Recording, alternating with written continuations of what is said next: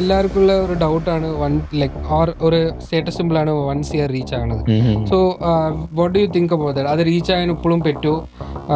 അതിന് സ്റ്റെപ്സ് എന്തൊക്കെ എടുക്കാൻ പറ്റും?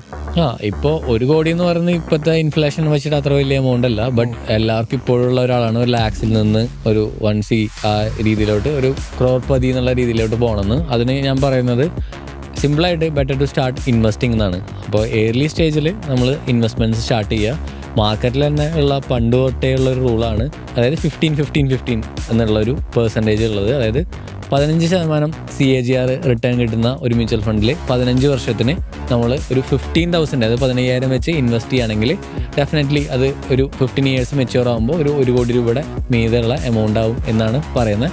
ബട്ട് ആസ് ഓഫ് നൗ നമ്മുടെ ഇൻഫ്ലേഷൻസ് കാര്യങ്ങൾ നമുക്ക് ഒരുപാട് എക്സ്പെൻഡിച്ചർ കാര്യങ്ങളുണ്ട്. അപ്പോൾ 1 CR ഒന്നും എവിടെയും ഒരു എത്തില്ല. 15 കൊല്ലം കഴിഞ്ഞിട്ട് 1 കോടി കിട്ടിയിട്ട് എന്താവാനെന്നുള്ള, അപ്പോൾ 15 കൊല്ലം കഴിയുമ്പോൾ വളരെ ചെറിയ എമൗണ്ട് ആവും അത്. അപ്പോൾ ഞാൻ എപ്പോഴും പറയുന്നത് നമുക്ക് അതിലൊരു ഓപ്ഷൻ പറയുന്നത് സ്റ്റെപ്പ് SIPകളാണ്. അതായത് എല്ലാ വർഷവും ഒരു 10-20% 15,000 കൂടെ എല്ലാ വർഷവും ഇൻക്രിമെൻ്റ് ആയി ഇട്ട് കഴിഞ്ഞാൽ ഈ 1 കോടി രൂപ എന്നുള്ളത് തന്നെ എക്സ്പോണൻഷ്യലി ഗ്രോ ആയിട്ട് 1.5 കോടി രൂപ അതിന് മുകളിലോട്ട് കിട്ടാനായിട്ടുള്ള ചാൻസും ഉണ്ട്. അപ്പോൾ സ്റ്റെപ്പ് SIP നമുക്ക് ഗുഡാണ്.